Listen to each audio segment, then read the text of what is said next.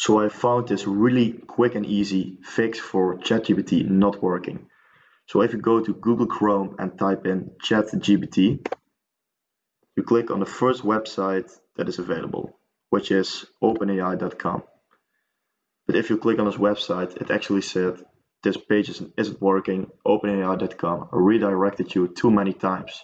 Try clearing your cookies. But actually clearing your cookies isn't fixing your problem. What we have to do is go one step back, go to Google again and type in OpenAI. OpenAI is the original creator of the ChatGPT software, and if we go to the top of the website, you see introducing ChatGPT research release. If you then click here on try, you're actually able to log into the ChatGPT software. So if you go to login, you type in your email address and you click I'm not a robot, unless you are a robot. Continue, and if you're really quick, type in your password.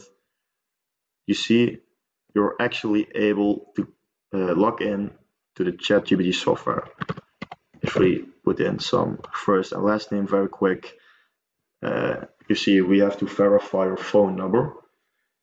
After you have verified your phone number, you are actually able to use the ChatGPT software without any issue. So I hope this solution solves your problem. And if it was good, let me know in the comments below. And I see you next video.